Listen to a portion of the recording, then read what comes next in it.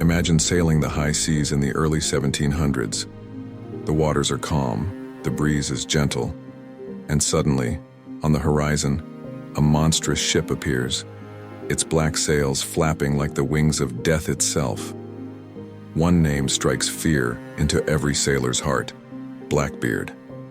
This man, whose real name was Edward Teach, was more than just a pirate. He was a legend, a walking nightmare. With just a flash of his ship, Queen Anne's Revenge, doom was imminent.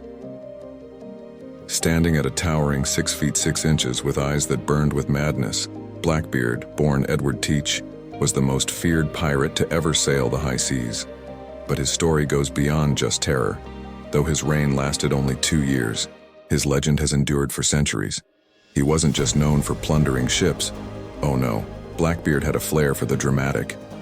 To strike fear into his enemies, he would weave slow-burning matches into his thick black beard, setting the tips alight to create a demonic, fiery look. Imagine it. A towering figure, smoke rising around his head, eyes gleaming with danger. No wonder people trembled at the sight of him. With his fearsome appearance came devastating firepower. Blackbeard didn't settle for just one weapon. He carried 4 black powder pistols at all times, a pirate's version of being ready for anything. These weren't just for show. Blackbeard believed in overwhelming force, so if one pistol misfired or ran out of ammunition, he could quickly draw another and keep the fight going. It was all part of his strategy, to make himself appear as invincible as possible, and it worked. At the height of his terror, Blackbeard even managed to blockade the port of Charleston, South Carolina, holding the entire city hostage.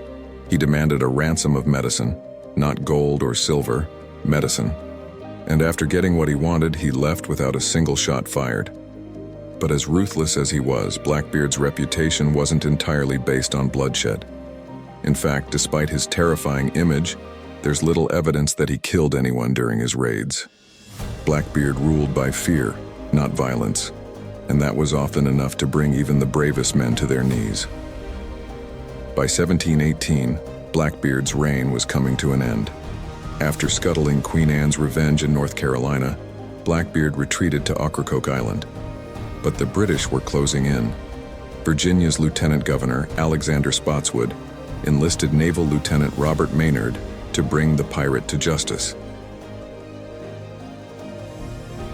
On the morning of November 22, 1718, Blackbeard's final stand began. Maynard's ships, Jane and Ranger, crept through the shallow waters of Pamlico Sound. Blackbeard, thinking he had the upper hand, opened fire. But Maynard was cunning.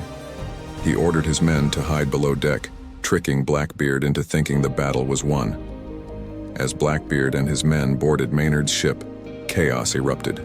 Sword clashed against sword, pistol shots rang out. Blackbeard fought fiercely, but in the end, it was Maynard's superior tactics that won the day. Legend has it, Blackbeard was shot 5 times and stabbed over 20 times before finally succumbing to his wounds. His decapitated head was hoisted on the bowsprit of Maynard's ship as proof that the reign of Blackbeard was over. But his legend had just begun.